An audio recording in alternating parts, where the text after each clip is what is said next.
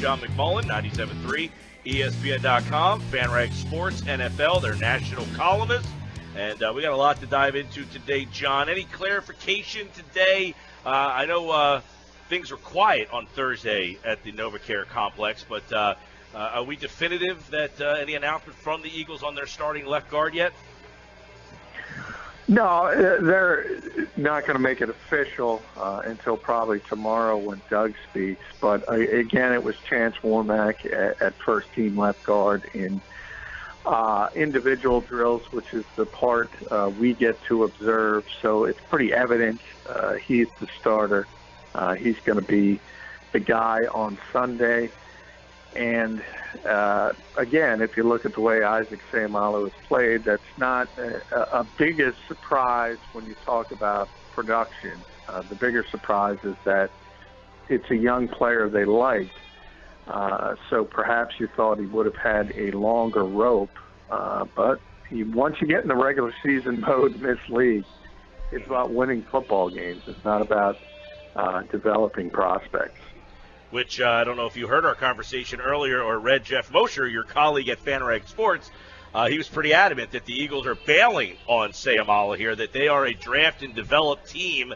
That's their mantra, and they're kind of going away from that way too early, he thought. Yeah, I mean, you can make an argument on both sides of the fence. I kind of said that yesterday as well. You have to, I mean, there's other parts to this. It's not the fact that I talk about it all the time. Players aren't robots. It's not just about X's and O's. It's about managing personalities and getting the most out of different personalities because everyone's different. And the old mentality, some people need a pat on the back, some people need a kick in the butt, and you got to figure that out. That's one of the most important things about being a head coach in any professional sport. So we'll see how it shakes out. I mean, ultimately, I think from the Eagles' standpoint, I think what this signals is not necessarily that they're giving up on Isaac Seumalo, but they believe that his best position is probably long-term at center. They believed that for a while. And if you think about the extension they signed Chance Warmack to after signing him to the one-year deal, this is evidence that probably next year, 2018, you're looking at Chance Warmack at left guard and Isaac Seumalo at center. Yeah, there's a good possibility of that, and I kind of agree with you that, the best position for Isaac, was not left guard. He doesn't seem like he's comfortable there watching the film. He just doesn't have great footwork for that position. Maybe he's a better center. We don't know. I guess that will remain to be seen there. But, Warmack yesterday was holding you guys off at bay, right? He wouldn't give in. He blinked twice if you're the starter. He says, I blink all the time. Yeah, I asked him flat out. I kind of framed it like, well, I mean, you've gotten more reps with the ones, correct? And he did admit to that he did. So he did go that far in that his time with the ones has been upgraded to what it was in the past. But, Brandon Brooks and Lane Johnson said it, so they confirmed it. He's going to be the starter. Again, barring anything happening between now and Sunday, and you always have a chance when you practice of somebody getting tweaked or something happening. But the Eagles' plan is to start Chance Warmack on Sunday, and I believe Doug will probably admit to that tomorrow morning. Okay, Doug will speak tomorrow. We'll have more on that with John, of course, on tomorrow's hit. I want to get your thoughts on this Zach Ertz, who believes he was taken out of context with the Eagles' run-pass ratio. I heard what he said on Sunday. We played that clip earlier. I heard his retort yesterday. I believe he said we absolutely can we absolutely have to run the ball. Or we can't, no, he said we can't be throwing the ball 40 times. He then rhetorically asked, how many times did we throw? You guys said 46, and he said that's not ideal.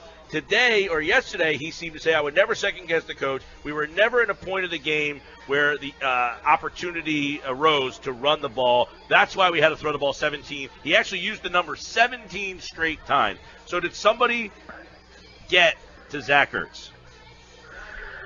No, I don't think so. I think he was trying to add some context to it, and some parts of it is true. I mean, understand, look, a lot of the run-pass ratio in any game in this league is tied to where you are in a particular game. Once the Eagles got down 27-13, that's when they passed it time and time again, 17 straight. So it is going to be skewed as opposed to if they were higher, if they were up 27-13, they're certainly going to run the ball at some point. That said, you talk about Carson Wentz throwing it 46 times. He also was sacked 6 times, ran it a number of times. So he dropped back over 50 times in that football game.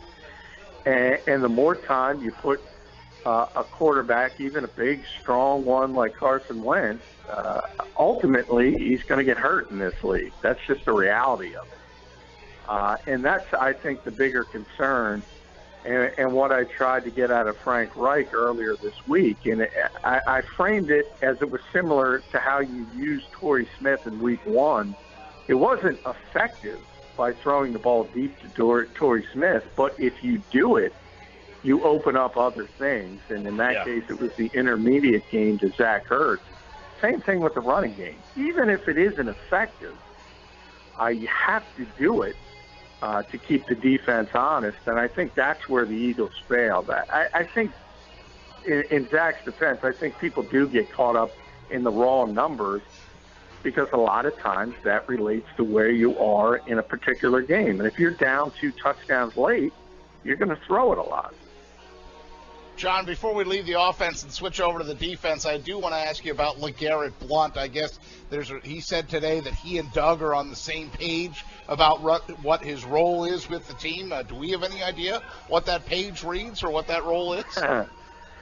Yeah, I mean, you got to give LeGarrette credit for one thing, and that's the fact that he did. He was a good soldier, at least in public. Remember, he could have went the Adrian Peterson route and said, I didn't sign up for this. But he didn't. He said, I'll be ready if my number's called. He said he's on the same page, as you mentioned, with the coach. So he did everything you have to do to be a good soldier.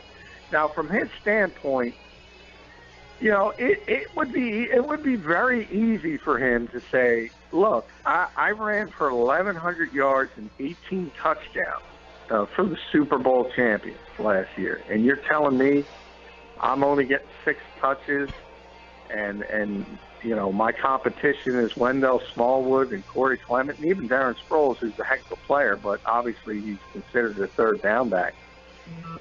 He could have went the Adrian Peterson direction.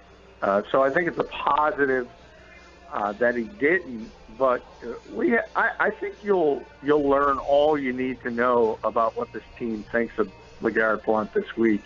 If it's another situation where he barely touches the ball, he's barely on the field, I think you can pretty much confirm that the Eagles have no interest in him being a key part of this offense. John McMullen with us, our 97.3 ESPN Eagles insider, national NFL columnist for FanRagSports.com. So let's switch to that defense then for a second or two, John. And you'll pardon the PT pun, but how hamstrung are the Eagles at safety right now? What are their plans at safety? Well done, Pete. Well done. Yes. It is. I didn't know hamstrings could be contagious, but evidently they are.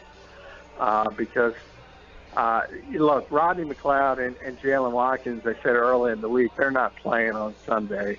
Don't expect them to play. So Corey Graham is the guy you got to be worried about, because then the dominoes really start to fall. And this is the second straight day he was not able to go with his own hamstring issue. So that's the guy to watch tomorrow. If he's unable to go in the last practice of the week, it's very unlikely he's going to play on Sunday. And if that's the case, you're down to 2 safeties, Malcolm Jenkins and Chris Maragos, and the third you picked up on waivers, Trey Elston. He's not going to be ready to contribute. So even against a horrible offense, that's not a position you want to be in. You've got an article up on our newly designed website, John, about that the defensive line is a tough matchup for the Giants. Is that where you'll be focusing your attention most on Sunday, that front four battle against the Giants' offensive line? Yeah, I mean, I think it's pretty evident that the Giants' offensive line is not going to be able to block the Eagles' front, which is really, really good and really, really talented. So I think the bigger issue is going to be what I wrote about in that piece is the tackling. Because I think Eli Manning is smart enough to realize his guys up front have no shot. They have no shot to block Fletcher Cox and Brandon Graham and company. So he's going to get the ball out quick. And he's going to get it out very quick, and that brings the back seven into play. They're going to have to tackle. And make sure that they stop the guys when they catch the football. You know, if they catch it for a 3-4 yard gain, that's fine, as long as you tackle them there.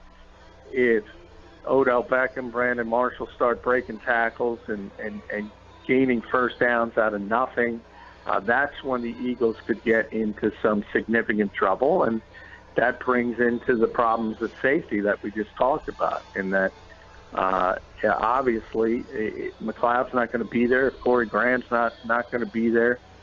You got a lot of untested players on the back end. So that's about the only way I could see the Giants having any effectiveness on the offensive side. One of those untested players is Rasul Douglas, and I thought, John, and I don't know what your take was, but he wasn't perfect by any means, but I thought he had some good tackles in the Chiefs game when he did get in there and sort of was unexpectedly thrown into service. How did you think Douglas performed, and is he a guy they can lean on as somebody to make a nice tackle back there if somebody breaks through? Yeah, no, he played great in some very difficult circumstances in Kansas City. And that's the strength of Rasul's game. I mean, he's a big corner. He's a big guy. So he can get physical.